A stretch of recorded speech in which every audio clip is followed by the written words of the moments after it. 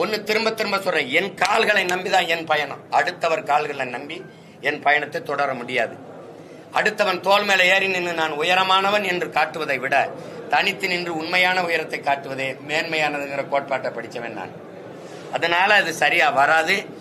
20 நாடுகள் சுத்தி வளைச்சு தன்னை சூழ்ந்து நிற்கும் போதும் தனித்து நின்று சண்டை போட்ட வீர மறவன் பிரபாகரனின் பிள்ளைகள், இங்க இருக்கிற பிள்ளைகள். தனிச்சு நிற்பேன், என் மக்களை நம்பி நிற்கிறேன், என் மக்களை நேசித்து நிற்கிறேன். 8 கோடி மக்களை நம்பி 8 கோடி மக்களோடு சேர்ந்து நிற்கிற ஒரு அரசியல் கட்சி நாம் தமிழர் கட்சி. மக்களை அவர்கள் நம்பல, கட்சி தலைவர்களை நம்புறாங்க. நான் என் மக்களை நம்புறேன், நிக்கிறேன், தனிச்சு நிக்கிறேன், தனித்துவத்தோடு நிக்கிறேன். அதுல போய் கூட்டணி வச்சு அற்பப்பதிங்க பாருங்க. தற்காலிக தோல்விக்காக நிரந்தர வெற்றியை இழக்க தயாரா நான் இல்லை. நேரு பிரதமரானதுக்கு முன்னாடி என்றாவது ஒரு நாள் தோற்க போகிற ஒரு கோட்பாட்டை ஏற்று அதன் வெற்றிக்காக இன்று நான் பாடுபடுவதை விட என்றாவது ஒரு நாள் வெல்லப் போகிற ஒரு கோட்பாட்டை ஏற்று தத்துவத்தை ஏற்று அதற்காக போராடி தோற்பதையே மேன்மையாக கருதுகிறேன்.